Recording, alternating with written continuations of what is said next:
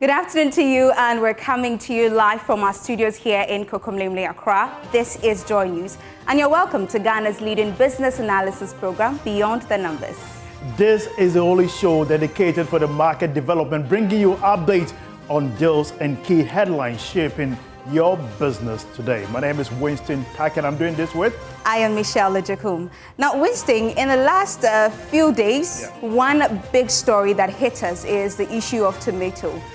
What do you make about the whole story? I mean, the killing of tomato traders, and now, even as at yesterday, tomato is very expensive. Absolutely. If you look at our normal staple food, household spending, about 40% spent on tomato. You go to all the chop bars, consistent supply of tomatoes help them accelerate their businesses. And with the prices going up right now, because the minister has said, the interior minister, that tomato importation has been banned from the 4th, 17th of February this year, this month. Basically, they has not indicated how there's going to be a lifting of the ban. So that means that the prices are going to go up. It was then selling a ton was basically around 3,800 Ghana cedis. Now it's going for 4,000 Ghana cedis a bucket of tomatoes. So it's basically telling you that it's going to be expensive in terms of household spending. You can't have your stew, banku, or anything without your tomatoes. Certainly, it's going to be reflective. When you go to the next cake seller, she'll tell you she's now selling the shito. I'm sure that tea tomato is going to also find its own market in this period. Absolutely. But Winston, let's get into our business, our big headlines for today. So now interest rates declined sharply across the yield curve to record levels, signaling a further reduction in lending rate by banks. That could stimulate economic growth. The continuous drop in interest rate is also positive for the government, as its borrowed cost will ease. According to data from the Bank of Ghana, the yield of the 91-day fell by 215 basis points to 6.45%. The 181-day bill also declined to 8.18%, down from the previous 10.67%. Similarly, the yield curve of 364-day bill eased by 85 basis points to 12.95%. Meanwhile, the government once again recorded a 170% oversubscription of treasury bills, amounting to 25.2 billion Ghana cedis. The treasury accepted about 11.40 Ghana cedis billion bids tendered.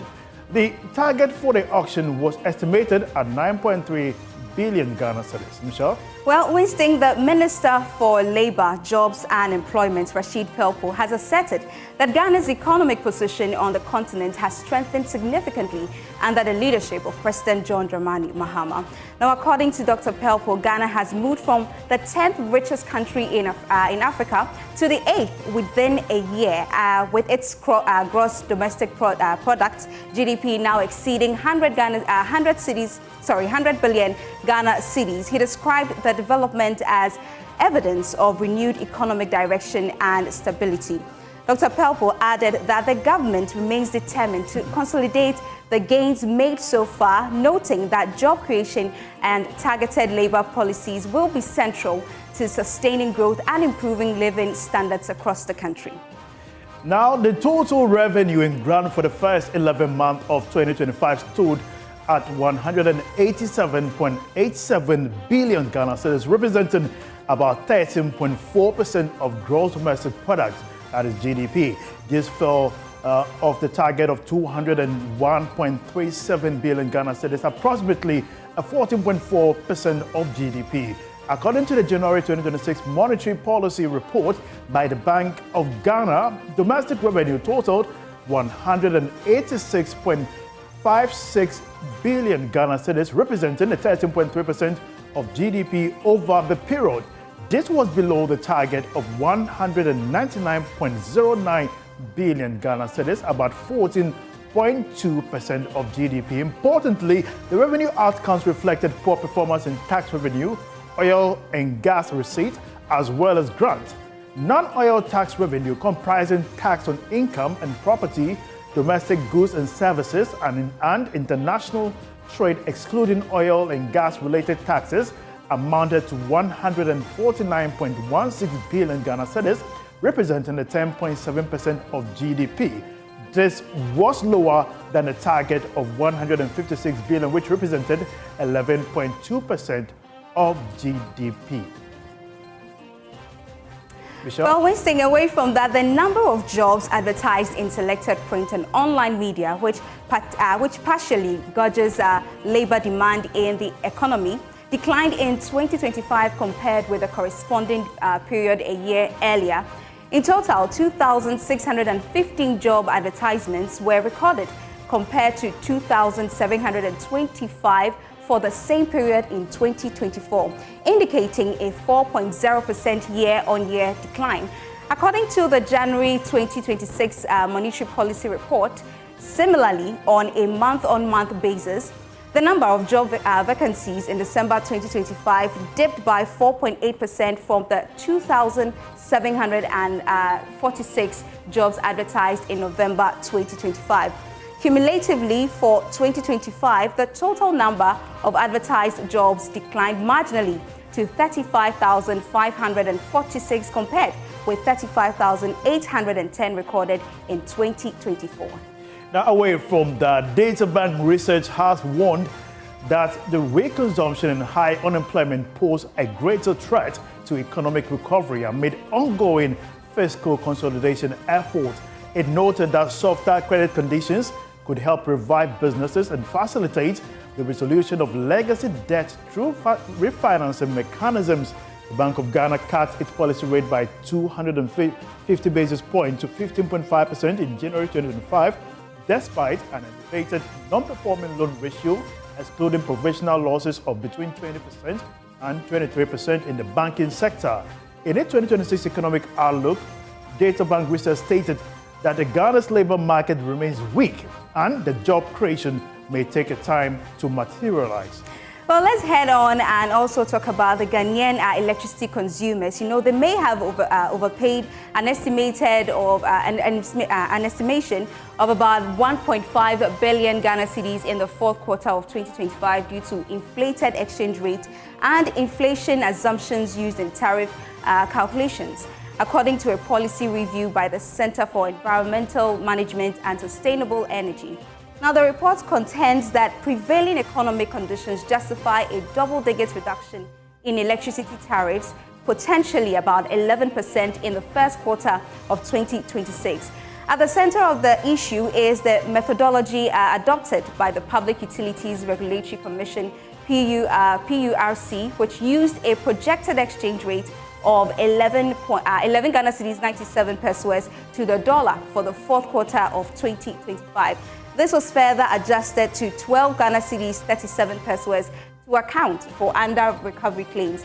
However, the actual average exchange rate for the period was 10 Ghana cedis 87 pesos to the dollar, resulting in what the report describes as an over-recovery of 1 Ghana cedis 10 pesos per dollar. Amazing. Now, concerns about Ghana's energy sectoral structural fragility have resurfaced following warnings from the Executive Director of the Africa Center for Energy Policy, CEMSE, Bem Boakye, who says the apparent calm among independent power producers, IPPs, marks deep-rooted financial vulnerabilities. Mr. Boakye argued that the sector's stability is not a result of operational efficiency or structural reform. Rather, it is being sustained by direct fiscal intervention from the Ministry of Finance.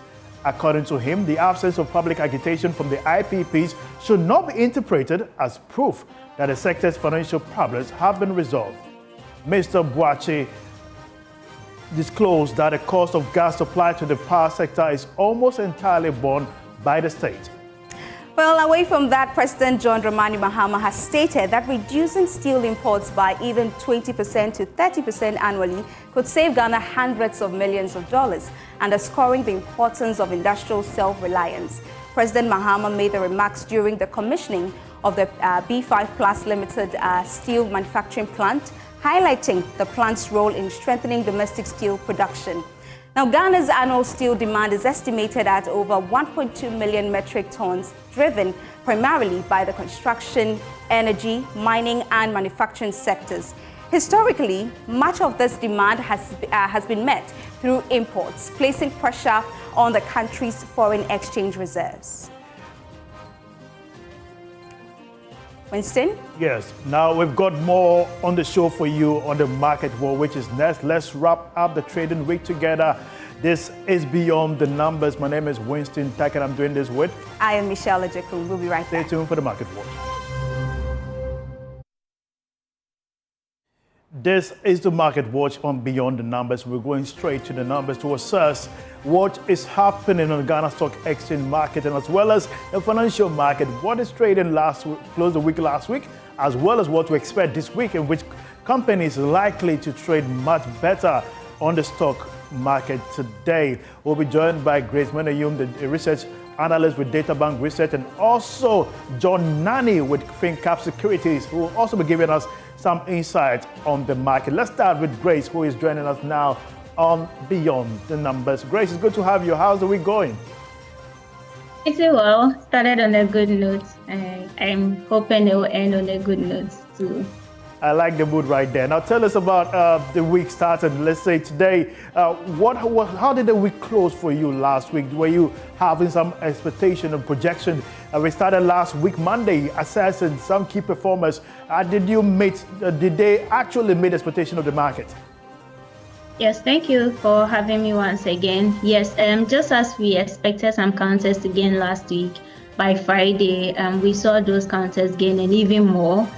We expect that this week also has started on a positive note with the counters we expected to gain, with some making entrance such as Societe Generale Ghana. We also take the MTN Ghana to make some entrance headways in the trading market. We've seen that happening as trades begin this week. So yeah, positively, what we expected is happening. Some companies have released their financials last week. We expect MTN expecting to basically release theirs this week. Last week, I was at a session where the group CEO indicated that there's improved performance from the financials assessed in 2025 in terms of how they have traded, basically the benefit dividends being paid to their shareholders and all. Based on this assessment and new optimism that has been expressed from the group CEO, how would this enhance the anticipation in terms of stock? Already they are leading. With this anticipation, what is to be expected? Yeah, even away from the announcements, I mean, MTN is a telco giant and a market leader, if I say, on our Ghana Stock Exchange. And most often than not, investors looking for liquid stocks usually prefer MTN Ghana trading on a daily basis. And this announcement from the group CEO, coupled with some other announcements by the Ghana CEO, has enhanced more activity on the counter. That is, investors gearing up to add on to the stocks to their portfolio and trading. And I mean, the announcement has shaped out a lot of sentiments toward the counter in general. And we've seen that the counter is making a heavy entrance in terms of price movement upwards. Which are your high stakes for the week, starting the market for this week? Yeah, closing last week, we tipped that, just as I mentioned, MTN Ghana, Societe Generale Ghana, and Enterprise Group Limited do some heavy price movers in terms of the positive trajectory. And we started seeing those counters gain. We anticipate that at the close of week, these counters will continue to remain top gainers for trading. Right, Grace, we've seen it in the news that interest rates on T-bills have dropped significantly. What do you think could be the factors? Yeah, I mean, the markets work based on demand and supply. Treasury has the upper hand to, drop over 13 billion in terms of bids submitted because there was heavy demand for these treasuries on the shorter term of the curve. And I believe because of the demand that trickled in, the Treasury was able to lower the interest rate to the levels we are currently seeing. And what has happened now, though, is that this has forced some investors to move away from maybe not just fixed income, but also absorb what is available on the market in terms of equity, in terms of the secondary markets on the fixed income, in terms of longer term yield. Initially, investors were not looking to, add on to the longer term of the yield curve because they were probably playing on a safe bench, so that if anything good comes up, they could quickly sell out of the shorter term they are holding to pursue these other securities that may come in. But as we speak now, investors have no other option than to, take on what is available on the market, whether being longer term of the curve or even the equities market. So that has been the implication. Amazing. Thank you so much, Grace, for giving us this insight. We are also being joined by John Nani. He's with the FinCap Securities, is also a research analyst who is going to give us insights on basically still on the T-bills market. One thing is government has been meeting a T-bill target for quite some time now. This time around, there's been oversubscription. Yeah. Government keep rejecting, saying that they only take what they need at the moment, and that is a very interesting dynamic. John Nani, help us understand the T-bill market, how government has been reacting. What sort of sentiment is it sending to the market? Well, I think government has an upper hand, as you rightly stated. There are a lot more bids, and then government just needs a fraction of that available liquidity. And so at this point, government is dictating what they will buy at, right? And so I think in this case, investors would look out for other securities, and it is evident that a lot of the liquidity on the market is also moving into the equity market, as has been the case over the past few months. There's been a lot of bids on the equity market. A lot of investors are looking for elsewhere to place their money. Dropping rates is good news for government, who is the biggest borrower, but investors on the other side are also looking for best rates, which when dropping is not the best for them, and so they are looking elsewhere. Well, I want to find out, so with government rejecting all these bids, where do you think investors are moving their money to? Well, I think a good example is the equity market. There's a lot of liquidity coming into the equity market. Last week, for instance, there was very good action on the equity market. I think about a total of 59 million shares were traded on the equity market, which was about 78% more than what was traded in the week before, right? And so investors are looking elsewhere, and wherever they are able to place their money to get reasonable returns at a considerably low risk, they are going to take it. Well, so is it safe to say that there's strong liquidity on the market? Yes, it is safe to say that there's strong liquidity. Just last week, government paid about 10 billion in DDP coupons, and then just today as well, there's about 9 billion in maturity on T-bills, right? And so there's reason to believe that there's a lot of liquidity on the market chasing securities to purchase. Great. I want to get from you, what is your assessment of the fixed income market and also the alternative market before we go? Well, I think the fixed income market is doing pretty well. The secondary market is taking some action, although not as active as we would like to see. I think a lot of investors are waiting out also on government bond program. Government is looking to come back to the bond program, so I think a lot of investors are waiting it out to see what government has other than the money market, which is the 365, 364, 182-day and then 91-day bills. I think investors are also on the lookout for some long-term government borrowing. And so some investors are holding on to their money to see what government will bring. I think also for a long time, government securities have crowded out the private sector. And I have reason to believe that there are a lot of financial instruments that the private sector are brewing up to bring to market for alternatives to government borrowing. Thank you very much, John Nani, for giving us this insight. We'll certainly be coming to you before the week closes on your assessment of how the performances have been, where the monies have gone, and how are the yields faring. Thank you so much. John Nani is a research with FunCap Securities giving us update. We spoke to Grace as well, and that brings us to the end of the market watch. We are moving to the big analysis where we are touching on CEMSE assessment, saying that indeed Ghanaians have overpaid some amount of money in terms of tariff.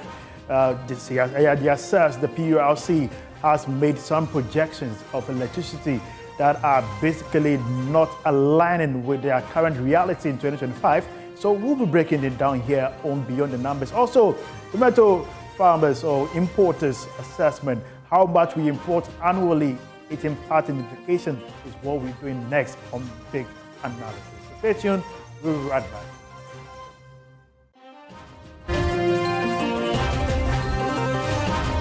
My name is Winston Tyke, and I've been joined by the star boy himself, Caleb. It was here, Winston. Always a pleasure, my brother.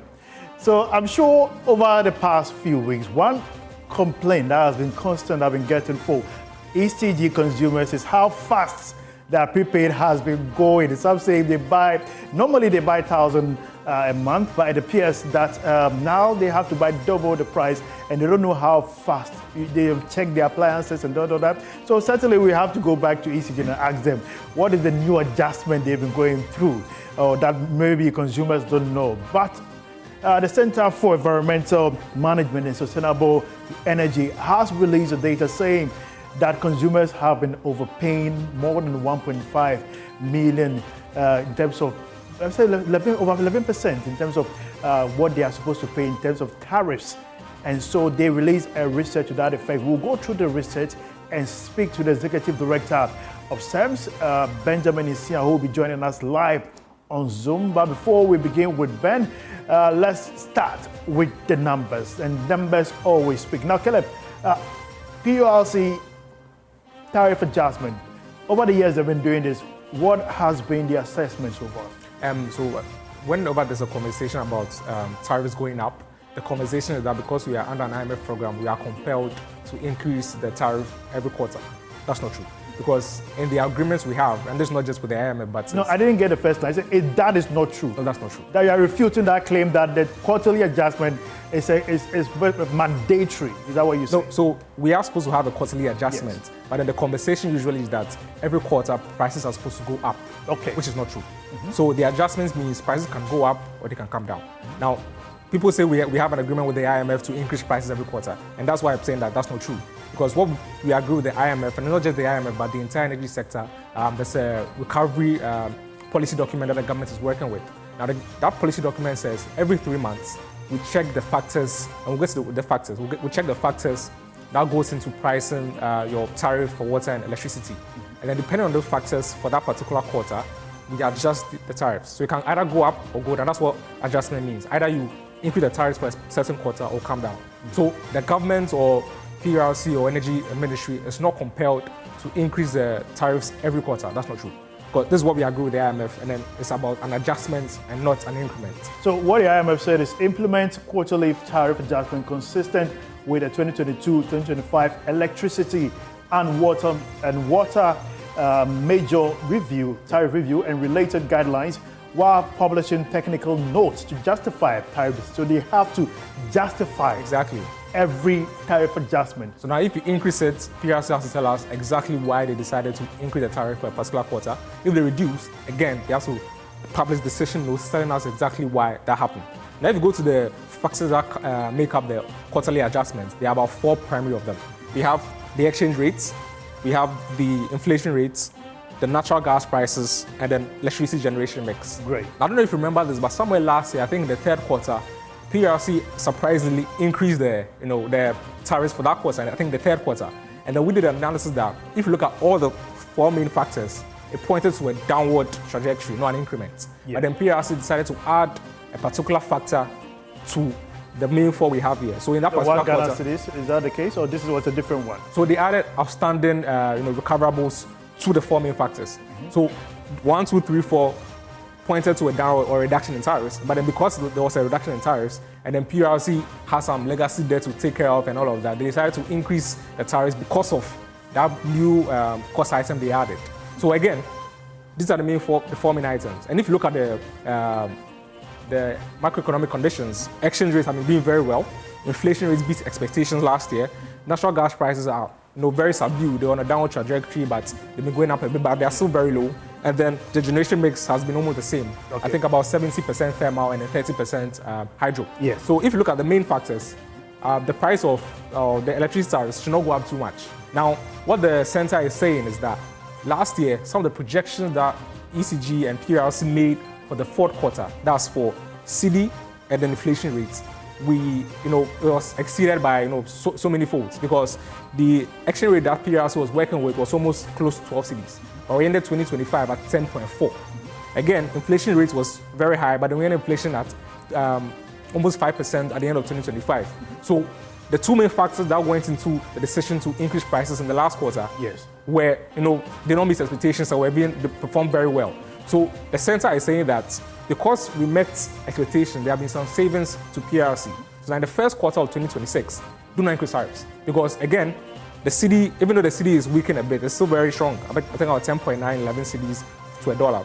The inflation rates, again, doing very well. So the center is saying that because you increased the last year, and at the end of the quarter, most of the variables you use to determine the tariff structure performed very well. You made some savings. Transfer those savings to the first quarter and reduce tariffs for the first quarter. Interesting enough. Thank you very much for making that simple for us to understand. Many will see the numbers and say, hey, what is basically happening at the moment? But we have with us on Zoom right now Benjamin Isian, Executive Secretary for the Center for Environmental Management and Energy Research, who is here with us. Ben, this research you proposed that indeed consumers were supposed to benefit about 11% reduction in utility, taking assessment into very, very simple factors that Caleb has been able to espouse. What are some of the discrepancies that you can also highlight that you believe did not come to light during the tariff adjustment? And they work for me. I'm just here to add one or two things. So the reason why we didn't factor the weighted average cost of gas is because it was constant.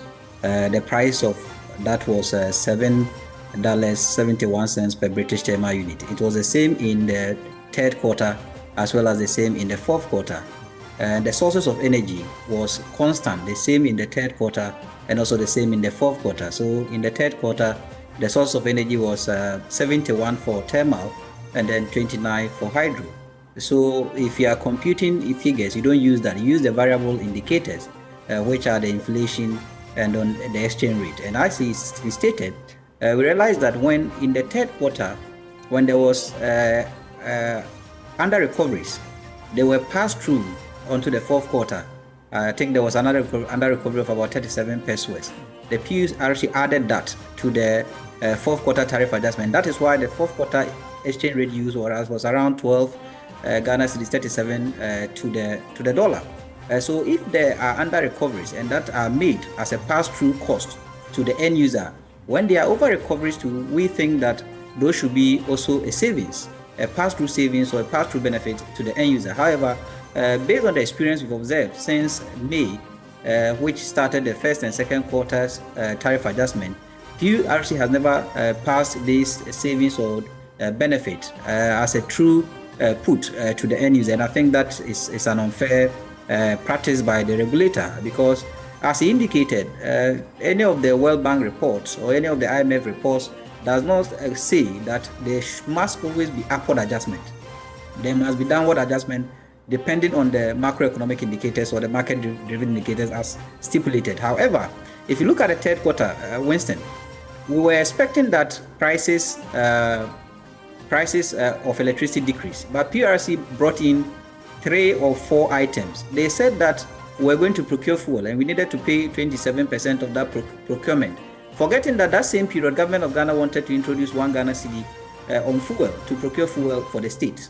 They also introduced what they call reserve margin of 18%. Surprisingly, in the fourth quarter, the reserve margin was taken out. So we don't know how they came about with a reserve margin in the third quarter, but not in the fourth quarter.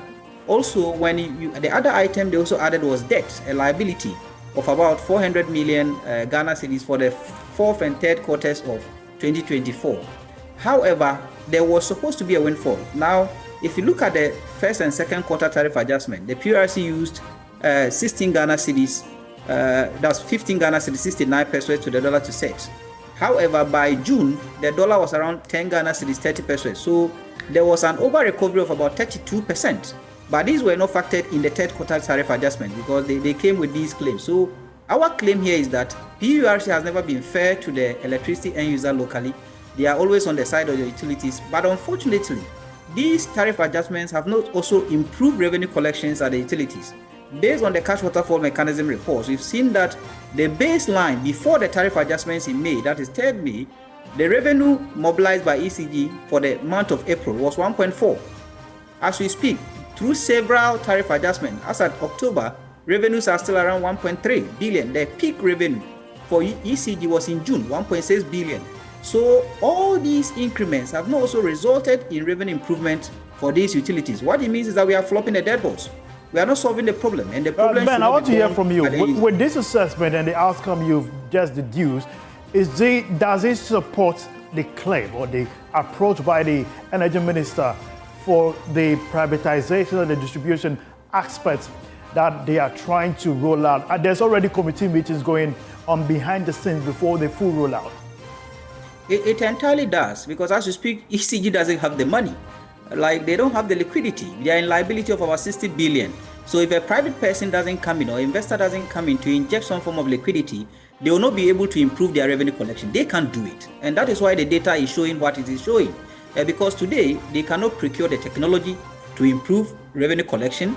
They need some assets to improve revenue collection. They can't do that because they don't have the resources. They don't have the financial muscle to do that. So we need a private sector. And I think I support the idea of private sector participation within the operations of ECG, especially within its sales of power. And Ben, before we let you go, so we know that the government decided to increase tariffs at a certain point because they want to clear the debts in the energy sector.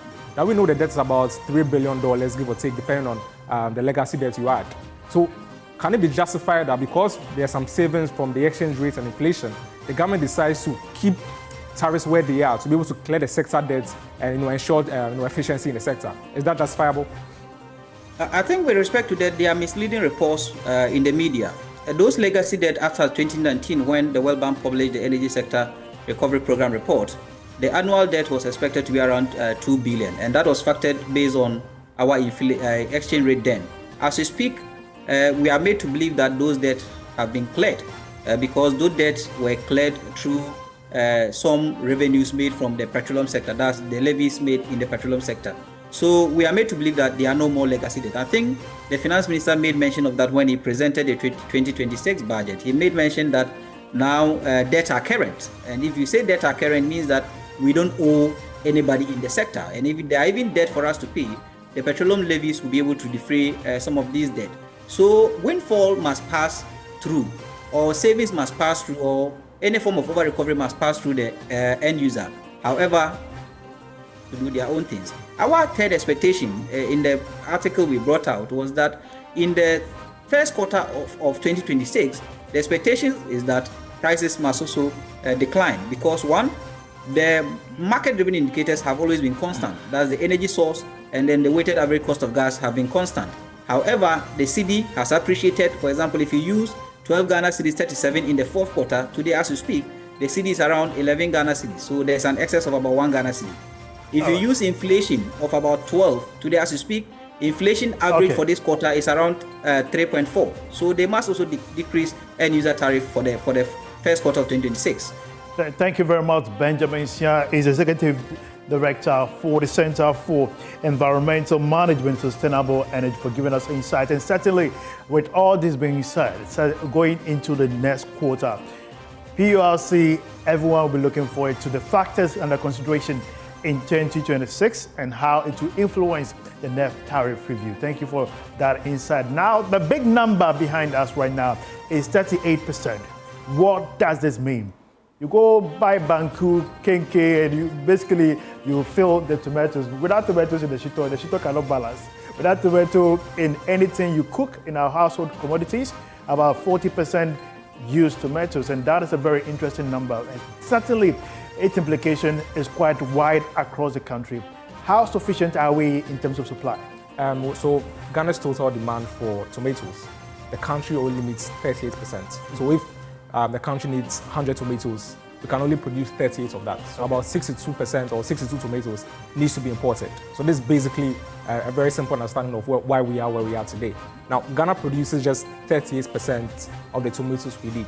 If you look at the numbers from the Agri Ministry, total demand is 1.3 million metric tons. Currently, we are producing 500,000 metric tons of tomato. And then the shortfall is 795,000 metric tons of tomatoes. Now, this 795,000 metric tons needs to be imported because if you are producing only 500,000, you need to bring up 700,000 to support local consumption. So you're saying that locally we produce only about 504,000 metric tons. in terms of metric tons, and the national demand is twice that number. More than twice, yeah. More than twice that number. So we have a shortfall of averagely over 700,000 metric tons. Exactly. Okay, I get you now. This is what we need to cover. Okay. Now, majority of the fresh tomatoes we import comes from our neighbors, Burkina Faso. Now, again, it's not bad to be importing tomato from a different country because it's called comparative advantage. Depending on what you can produce in your country, then you import the rest of it. So in itself, it's not wrong, but understanding the government's policy to either correct this figure. So now we have this figure because irrigation is not very good and we cannot store. So there are some times where we go to the markets and tomato prices are very cheap because there's a glass in the market. Farmers and then traders have to sell the tomatoes, otherwise they'll get rotten. They can't store them. Again, this feeds into why we have low production because farmers know that once I produce so many, I cannot store them, I cannot preserve them for next 2 or 3 months. So I have to sell them now. So sometimes we have prices being very low on the markets. And then in the dry season, where we cannot produce so much, we have to import. This is where the 700,000 metric tons comes from. And we get that from Burkina Faso. And because of the terrorist activities and what happened to our traders a few weeks ago, getting tomatoes from Burkina Faso is very difficult at the moment, which is why we are seeing a certain shortfall in the market. But then personally, I think some traders are taking advantage of the situation because if you ask them, oh, Burkina Faso, so they increase prices, which, because if you look at how fast it has been, about a week or two, then we're already out of tomatoes in the country. It's very suspicious. Don't be surprised. I've been to Kaneshi, I've been to Accra, where the tomato marketers are, the sellers, the women. They are very apt with the market movement. They understand the market. When it comes to the overall food basket and inflation, if you look at tomato assessment, it contributes enormously to that. And they can tell you, they can assess the market and tell you that within next week, 3 months, this is what is going to happen. Some can even hold, because of this situation, the lifespan of tomato on the market has been a bit short.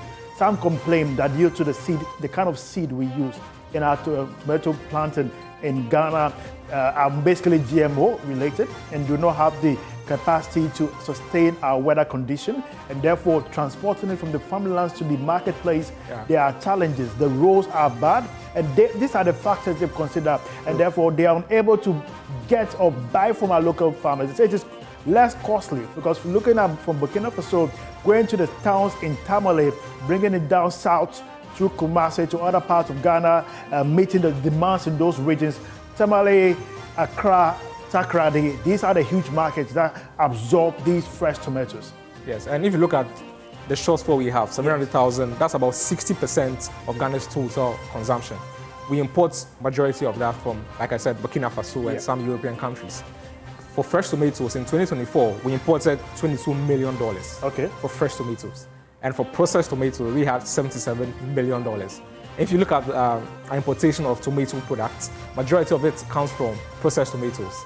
The fresh tomatoes are usually lower than the processed tomatoes. Now again, majority is processed tomatoes, and then we have 22 million for fresh tomatoes. So these numbers we see are huge opportunities that we can tap into. Instead of giving away, we can decide to, when we decide to go into processing, we can tap into this market where we are basically giving $77 million in terms of processed importation.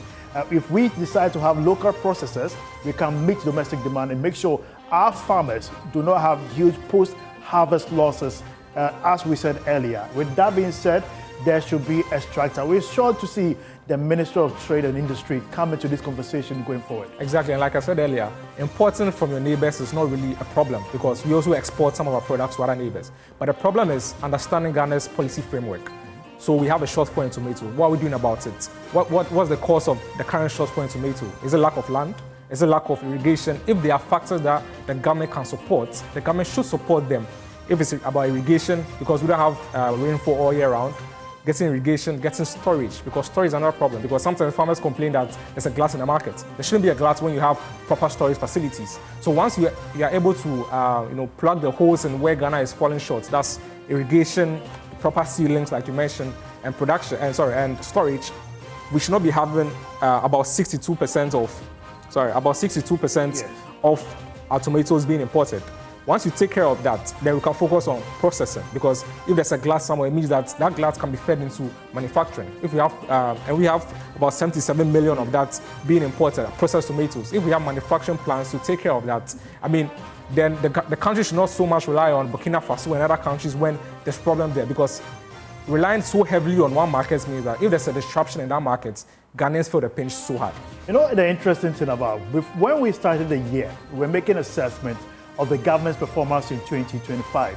And we checked inflation, we checked policy rate, we ticked all the GDP and all the factors. One thing that we projected in 2026 is the tomato market. We anticipated that should there be any uprise amongst the borders in the north side, Burkina Faso, tomatoes is a very important commodity in terms of our local staple foods. And its implication, its position is a very, very important aspect of how we have it, and it contributes to our inflation in terms of food prices in the country. When tomato prices go up, automatically food prices go up. When you go the Ajia step, the Wache, the amount of stews will give you will tell you that the price of tomato is very high. They are forced to use the processed one, and that is a big challenge, basically. But one thing we anticipated is what is happening now, that should there be, is likely to affect our targets and projections going forward. And now we're seeing it market. Food prices are supposed to go down. Yeah. Immediately we started seeing inflation numbers going down, but the prices remain stable, even though the numbers tells you that the pace of the rate of increase has slowed down. But with this going forward, we are likely to witness another sustained food prices, because just yesterday, Hannah of our Joy News went to the market and they told her three small, tiny tomatoes was going for 10 Ghana cedis. So that is where we are starting to experience another price hike on the different commodity, which will likely have a ripple effect on commodity or food prices going forward. And yeah, like you rightly said, before I think 2025, food inflation was always usually above national inflation, because we have problems with our food architecture, the transportation from the markets, storage, importation costs, the dollar and all of that comes into play. But then last year and then early this year, we managed to merge the two together. Now food inflation and normal inflation is almost the same level. The situation we are seeing with the tomato markets could possibly affect that and could increase food inflation higher a bit. And also food inflation affects more families than the regular inflation, because the normal families rely mainly on local foodstuffs to get by. So if food inflation keeps going up for a long time, poverty will be affected. So again, we need to understand the government's response to this, and a long-term response, not a short-term response, not providing traders with security to go and bring some from Burkina Faso, because it's not sustainable. And as we've seen in the Sahel region, things can get out of hand very quickly. So if there should be a serious problem in Burkina Faso and Ghana is effectively locked out of that market, does it mean that our citizens are going to suffer? So we need to understand the long-term policy approach to this. Are we going to secure irrigation methods? Are we going to build more silos for storing tomatoes? Don't forget, already the Interior Minister has placed a ban on importation. Automatically, the market women have jumped into the wagon, basically telling you that they have already started effecting their price increment. So going forward, we are likely to see, I should have even brought the KK on the show, so that we take KK and touch the shoot up, well, I shoot all low or something, that kind of thing. I mean, so all these are important numbers that we need to ensure that these are realistic economic impact that we're going to start feeling on the market. Quick intervention, the Agri Ministry, the Trade Ministry, all the financiers of our commodity price movement need to jump in quickly to solve this issue. Already, there have been challenges of initially previous government were more hyped on ensuring there's one dam, one district, one constituency. These are strategic need for our farmers. If we had it in some part of our dry lands, certainly we may have some excess supply. And if we talk about excess, that means we have so much to do. So yes, viewers, We've got the numbers for you, and certainly the market is responding. Be tuned here on Beyond the Numbers. We come your way every Mondays, every Wednesdays at 1 p.m. and on Fridays at 3:30 p.m. Breaking the numbers, making you understand what is really happening from the financials to the real big analysis. And this is Beyond the Numbers. My name is Winston Kaki, and I did this with Caleb Zebulon. See you Wednesday, same time. Absolutely. Have a good business day. Invest wisely. Bye-bye.